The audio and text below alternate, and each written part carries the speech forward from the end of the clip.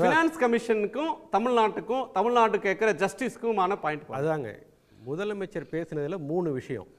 முதல் விஷயம் வந்து வெர்டிக்கல் டெவல்யூஷன், ஒன்றியத்திலிருந்து எவ்வளோ மாநிலங்களுக்கு பிரித்து கொடுக்கணும், அது ஒன்று. அது வந்து 50 ரூபாய் இருந்ததுன்னா டெல்லிக்கு எவ்வளோ, மாநிலங்களுக்கு எவ்வளோ? ஆமாம், மாநிலங்களுக்கு எவ்வளோ, அது 50 கேட்குறோம். அதே மாதிரி அந்த 50 மாநிலங்களுக்கு இடையில பிரிக்கிறது, அதில் தமிழ்நாடு எப்படி பாதிக்கப்பட்டிருக்கு, அதை எப்படி சரி பண்ணணும். ஸோ இதுதான் 2 பேசிக்கான டிமாண்ட். இதுதான். 3வது நிதிக்குழு செய்ய வேண்டிய வேலை வந்து கிராண்ட்ஸ் இன் எய்டு. கிராண்ட்ஸ் இன் எய்டில் தான் அந்த 6 லட்சம் கோடி ரூபாய் கேட்கறது. அது வந்து செக்டார் ஸ்பெசிஃபிக், அது வந்து ஒரு செகண்டரி பார்ட்டு தான். ஸோ மேஜர் பார்ட் வருஷம் வர்றதில்லை, வருஷம் வரதில்லை. அந்த 5 வருஷத்துக்கும் ஃபைனான்ஸ் கமிஷன் ரெக்கமெண்ட் பண்ணலாம். ஃபைனான்ஸ் கமிஷன் வந்து அந்த இது பேரிடருக்கு ரெக்கமெண்ட் பண்ணுறாங்க. டெஃபிசிட் ஏற்பட்டால் டெஃபிசிட்டுக்காக ஒரு கிராண்ட் கொடுக்குறாங்க. அது இல்லாமல் வந்து உள்ளாட்சிகளுக்கு கொடுக்குறாங்க. இது இல்லாமல் செக்டார் ஸ்பெசிஃபிக்காக கொடுக்குறாங்க. அந்த செக்டார் ஸ்பெசிஃபிக் கிராண்ட்ஸில் இது கேட்டிருக்காங்க. ஸோ அதில் தான் இந்த 3 முக்கியமான விஷயங்களும் இந்த ஹிண்டுல எழுதியிருக்கிற விஷயங்கள்லாம் வருது. ஸோ அடிப்படையில் அவர் முதல்ல சொல்கிறது வந்து வெர்டிக்கல் 50% வேணும். அது வந்து நிதிக்குழுவே சொல்லியிருக்கு, எல்லா ஸ்டேட்டும் கேட்குறாங்க. தமிழ்நாடு தான் வந்து அதற்கான அடிப்படை காரணங்களை சொல்லி ஜஸ்டிஃபிகேஷனை சொல்லி கேட்டிருக்காங்கன்னு சொல்லியிருக்காங்க. அந்த ஜஸ்டிஃபிகேஷன் என்னங்கிறது தான் செஸ்ஸு சர்சார்ஜ் 1. அது மட்டும் இல்லை, இப்போ ஒன்றிய வரி வருவாயில் வந்து செஸ்ஸு சர்சார்ஜ் வந்து 20% இருக்குது, அதை சேர்க்கணும்னு நம்ம சொல்கிறோம், அது தனி.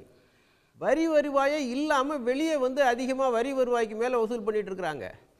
ஆர்பிஐட்ட டிவிடன் வாங்குறாங்க, பொதுத்துறை நிறுவனங்கள்கிட்ட டிவிடன் வாங்குறாங்க, அவங்க நிலத்தை விற்கிறாங்க.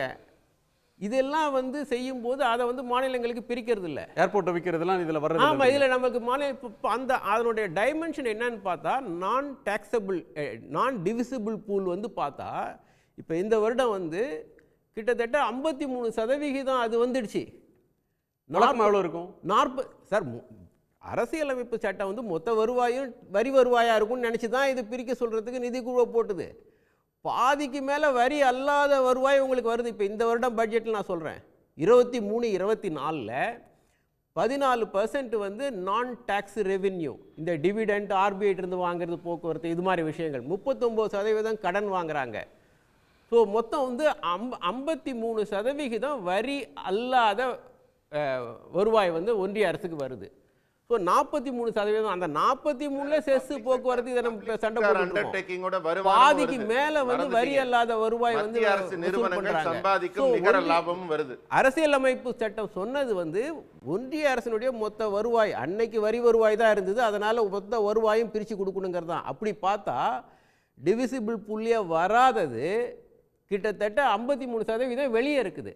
ஸோ அதனால் நம்ம ஒட்டு மொத்தமாக அது 50% கேட்குறோம். That is the justification. Vertical வந்து 50% ஆக்கணுங்கிறது. அது இல்லாமல் ஒன்றிய அரசினுடைய செலவுகள் நிறைய குறைஞ்சிருக்கு. ஒரிஜினலாக ஜெயரஞ்சன் சொன்னாருங்களே, ஸ்டேட் லிஸ்ட்டு, யூனியன் லிஸ்ட்டு, அந்த லிஸ்ட்டில் கொடுத்தது வந்து 75 வருஷம் ஆயிடுச்சு. இன்றைக்கி அந்த லிஸ்ட்டு படி செலவு பண்ணிகிட்டு இருக்காங்களான்னு பார்த்தா அதெல்லாம் நிறையா மாறி இருக்குது. 90க்கு அப்புறம் இப்போ defence, railway, transport, communication, energy, இது மாதிரி நிறைய விஷயங்கள் வந்து ஒன்றிய லிஸ்ட்டில் இருந்தது, மத்திய லிஸ்ட்டில் இருந்தது. அதெல்லாம் இன்றைக்கி இப்போ தனியாருக்கு ஒதுக்கியாச்சு.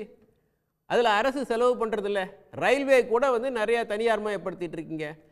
அதே மாதிரி மாநிலங்கள் பார்த்திங்கன்னா செலவுகள் அவங்களுக்கு அதிகமாக இருக்குது.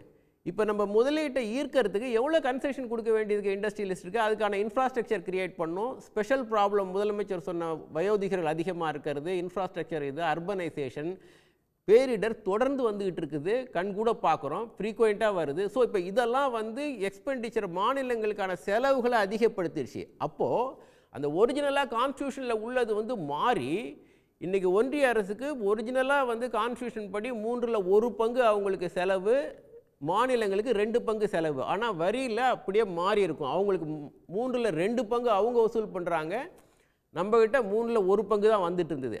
அந்த 1 இன்றைக்கி குறைஞ்சி போச்சு ஜிஎஸ்டி வந்து.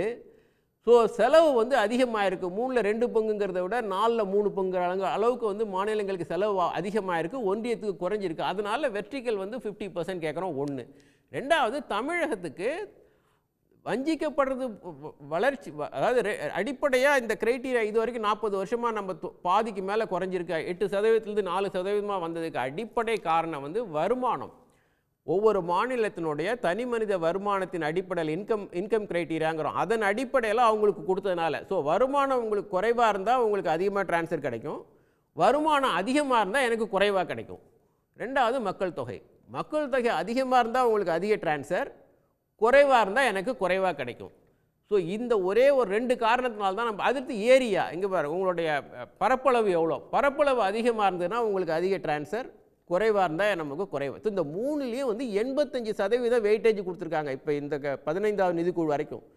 மீதி 15% தான் வந்து எஃபிஷியன்சின்னு வளர்ச்சிக்கு, அதாவது டெமோகிராஃபிக் மக்கள் தொகையை குறைச்சிருக்கோம், டாக்ஸ் எஃபர்ட், இது 2க்கும் வந்து 15% தான் வெயிட்டேஜ். இதை வந்து மாற்றணுங்கிறார் முதல் சொல்கிறேன். அதுக்கு அடிப்படை காரணம் என்ன சொல்கிறாங்க, அந்த வளர்ந்து வர மாநிலங்களுக்கு நீங்கள் இவ்வளோ தூரம் கொடுத்தும் அதில் எந்த பலனும் இல்லைங்கிறது ஒரு பக்கம். அது இல்லாமல் அவங்களுக்கு இன்னும் நீங்கள் அதிகமாக உதவி செய்யணும்னு நினச்சிங்கன்னா வளர்கிற மாநிலங்கள் செலக்டாக தான் ஒரு 5-6 மாநிலங்கள் தான் வேகமாக வளர்ந்துக்கிட்டு இருக்குது. ஸோ அவங்களோட வேகமான வளர்ச்சியை இன்னும் வந்து நீங்கள் அதிகப்படுத்தினீங்கன்னா அதிகமான வரி வருவாய் நாடு முழுக்க வரும். அதை இன்னும் அவங்களுக்கு அதிகமாக சைஸ் ஆஃப் த கேக் மேட்டர்ஸுங்கிறாங்க. ஸோ பிரித்து தரத்துக்கு நிறையா இருந்ததுன்னா வருவாய் அவங்களுக்கு நீங்கள் இன்னும் அதிகமாகவே கொடுக்கலாம். ஸோ அதனால் என்கரேஜ் க்ரோத்துங்கிறாங்க. இதை தான் வந்து அவங்க லாஜிக்கலாக அனலிட்டிக்கலாக இருக்குது. இது வரைக்கும் வந்து ஒரு ஸ்ட்ராங்கான ரீசன்ஸ் கொடுத்துருக்குறாங்க இது ஏன் இப்போ பண்ணணுங்கிறதுக்கு அப்படின்னு. ஸோ அவங்க செய்வாங்களா இல்லையாங்கிறது அடுத்த கேள்வி. ஸோ இது அடுத்தது, இது ஒன்றிய அரசு வந்து அவங்க டாக்ஸி ஜிடிபியும் குறைஞ்சிருக்குது. வெர்டிக்கலில் வந்து அவங்க டாக்ஸி ஜிடிபி குறைஞ்சிருக்குது. வரி வருவாய் இல்லாமல் வரி அல்லாத வருவாய் அதிகமாக இருக்குது. அதனால் வந்து அதில் 50% தமிழ்நாட்டுக்கு இந்த எஃபர்ட் டெமோகிராஃபி இல்லாமல் இங்கே கலெக்ஷன், ஏற்கனவே கலெக்ஷனுக்கு வெயிட்டேஜ் கொடுத்துட்டு இருந்தாங்க. 7வது நிதிக்குழு நினைக்கிறேன். அதில் வந்து ரெவன்யூ எவ்வளோ வருதோ அதுக்கு வெயிட்டேஜ் கொடுத்துருந்தாங்க. அப்போல்லாம் நமக்கு நிறையா வந்துட்டு இருந்தது. அது இன்னைக்கு குறைஞ்சது காரணம் அதை எடுத்துட்டோம். ஸோ அதுக்கெல்லாம் வந்து வெயிட்டேஜ் கொடுங்க. வளர்ச்சிக்கும் ரெவென்யூ கலெக்ஷனுக்கும் வெயிட்டேஜ் கொடுங்க. மக்கள் தொகை கட்டுப்படுத்தியிருந்தோம்னா அதுக்கு வெயிட்டேஜ் கொடுங்க. ஸோ அது இல்லாமல் அந்த இன்கம் டிஸ்டன்ஸுக்கு கொடுக்குற வெயிட்டேஜை குறைச்சி கொடுங்க. 45% அதை கொடுத்துருக்கோம், அதை வந்து 35% குறைச்சி கொடுங்க.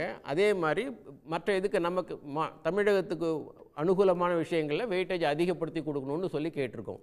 ஸோ இது மாதிரி அவங்க கன்சிடர் பண்ணி செஞ்சாங்கன்னா டெஃபினட்டாக தமிழ்நாட்டுக்கு அந்த பலன் இருக்கும். அதை செய்வாங்களாங்கிறது தான் கேள்வி. இதில் ஒன்றிய அரசு கூட சண்டை போட வேண்டியது அவசியமே இல்லை. ஒன்றிய அரசும் மாநில அரசும் ரெண்டுமே வந்து பவுண்டட். இவங்க ரெக்கமெண்டேஷனுக்கு 2 பேரும் ஒத்துக்கிட்டு தான் ஆகணும். ஸோ ஒன்றிய அரசு செய்யக்கூடிய தவறு, அவங்க வரி வருவாயை வசூல் பண்ணாமல் வரி அல்லாத வருவாயை வந்து அதிகப்படுத்திட்டாங்க பாதிக்கு மேலே. அது வந்து against the letter and spirit of the constitution. Sir, Tamil Nadu வந்து நகர்மயம் அப்படின்றத ஒரு இஷ்யூவாக சொல்லுது.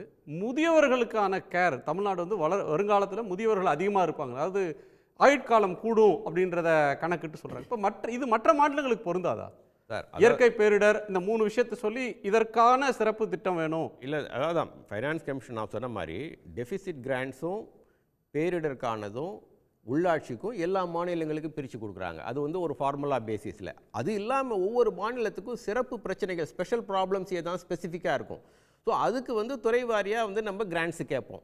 அந்த கேட்டகரியில் இந்த 3 விஷயங்களையும் முன்னிலைப்படுத்தி வைக்கிறாங்க. ஏன்னா உண்மையிலே வந்து வயோதிகர்கள் அதிகமாகும் போது, முதியவர்கள் அதிகமாகும் போது அவங்களுக்கு வந்து நம்ம கூடுதலாக செலவு பண்ணுறோம். ஸோ அதை சொல்கிறாங்க. அது இல்லாமல் வந்து நகர்ப்புறம் ஆகுதுன்னா நம்ம ஏற்கனவே வந்து தமிழ்நாடு வந்து சமூக துறைகளில் வந்து அதிகமாக செலவு பண்ணிகிட்ருக்காங்க. ஸோ அதனால் வந்து இந்த தனியார் முதலீடு ஈர்க்கிறதோ, நகர்ப்புறம் ஆகும்போது இன்னும் தனியார் முதலீடு ஈர்க்கணுன்னா நீங்கள் வந்து நிறைய இன்ஃப்ராஸ்ட்ரக்சருக்கு செலவு பண்ணும்ல.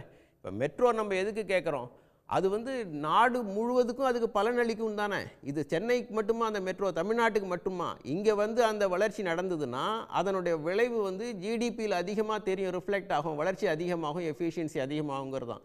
ஸோ அதே மாதிரி ஆர்குமெண்ட் தான் இது எல்லாமே. அர்பனைசேஷன் இங்கே நடக்குதுன்னா இங்கே முதலீடு நிறையா செய்ய வேண்டியிருக்கு. முதலீடு நிறையா செய்கிறது முதலீடுகளை ஈர்க்க, ஃப்ரெஷ்ஷான ப்ரைவேட் இன்வெஸ்ட்மெண்ட்டை ஈர்க்கிறதுக்கு.